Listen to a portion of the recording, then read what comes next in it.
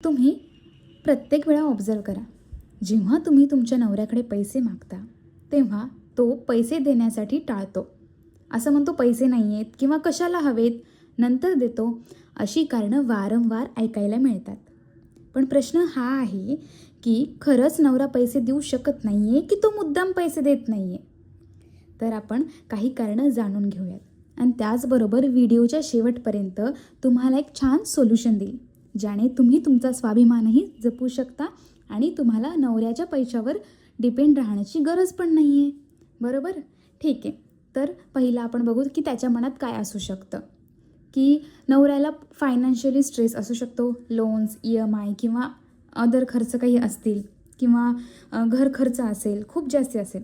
आणि कधी-कधी त्याला काय वाटतं, बायकोला जर मी पैसे दिले आणि तिने कुठेही खर्च केले तर मग काय करायचं? ही पण एक भीती असते. दुसरं असतं की पैशावर पूर्ण कंट्रोल ठेवण्याची मानसिकता असतेच. ही मुळात मानसिकता लहानपणीपासूनच झालेली असते की माझ्याकडे जर जास्त पैसा असेल तर माझी सत्ता राहील घरावर, हे त्यांना मनात असतं. त्याचबरोबर कुटुंबामध्ये जास्त लोक असतील, समजा आई, भाऊ, बहीण आणि पूर्ण जबाबदारी नवऱ्यावर असेल, तेव्हा पण तो असंच करतो.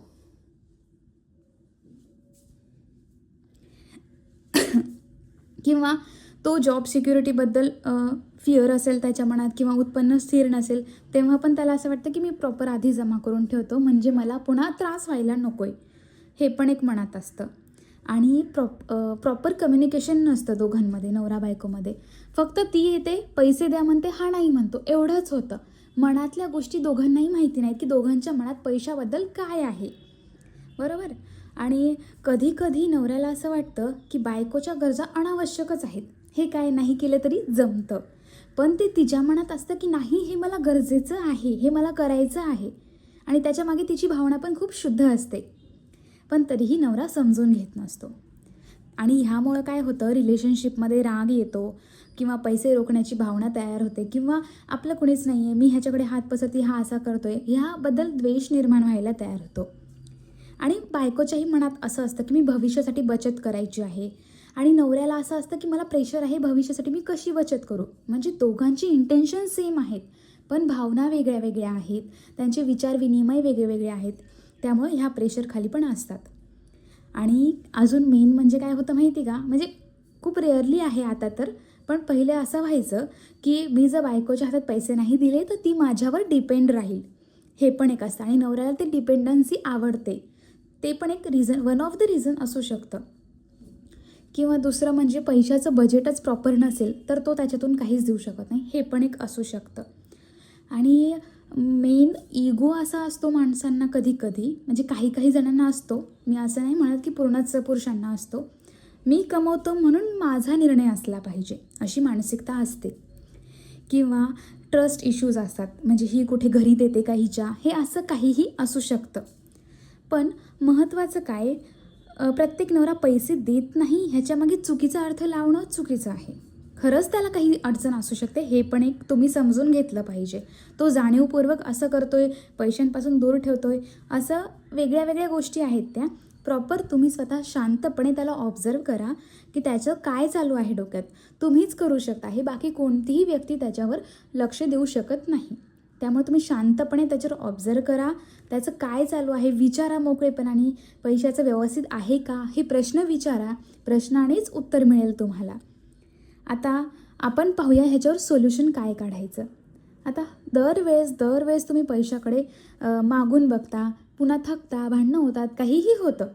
त्यासाठी आधी तुम्ही स्वतः शांत बसा एक दिवस आणि स्टार्टिंग अशी करा, हे पहा मी तुम्हाला आज एक गोष्ट बोलायची आहे, ती बोलू का? तुम्हाला राग येईल पण मी बोलतेच, माझ्या मनात राहत नाही आहे. हे कितीही भांडकुदळ नवरा असला तरी सुरुवात अशी करा. ॲटलिस्ट त्याला उत्सुकता होईल की हिच्या मनात काय आहे किंवा हिला काय बोलायचं आहे, ती म्हणजे क्युरिओसिटी निर्माण होईल. त्यामुळे तुम्ही विचारा की मला भविष्याची बचत करायची. मी तुम्हाला नाही सांगणार मी कुठे इन्व्हेस्ट करणार आहे, पण मी इन्व्हेस्टच करणार आहे. किंवा जर तुम्हाला स्वतःवर खर्च करायचा तर तुम्ही सांगा की माझी ही हाऊस आहे, मला करायची आहे, आज नाही 2 महिन्यात का होईना, तुम्ही 2 महिन्यात मला एवढे एवढे पैसे देऊ शकतात का? प्रामाणिकपणे प्रेमाने विचारा. जर त्यावरही तो नाही, यावर तर 80% लोक देऊन टाकतील असे प्रश्न विचारल्यावर. पण जरी तुम्हाला नकार आला तर तुम्ही एक काम करू शकता. ह्याच्यावर नकार आल्यानंतर तुम्ही स्वतः इंडिपेंडंट होण्याचा प्रयत्न करा. घरून छोटा व्यवसाय सुरू करा. म्हणजे तुमची धडपड पाहून तुमच्या नवऱ्याला वाटेल की खरंच हिला गरज होती, त्यामुळं ती एवढी कष्ट करते. मग तुमचं इन्कम सुरू झाल्यावर तो पण पैसे देण्याचा विचार करेल की हां, मी हिला एवढी रक्कम आता महिन्याला देतो. आणि जरी नाही दिली तरी तुमची इन्कम तर आहेच आहे. आणि छोटी चालू करा, काही हरकत नाही. महिन्याला 1,500 जरी आले तरीही काहीच हरकत नाही आहे. शून्यातूनच सुरुवात होत असते. त्यामुळं जास्त विचार करून, जास्त पैसे लवकरात लवकर कमवण्याची घाई करू नका. प्रगती हळूहळूच होत असते.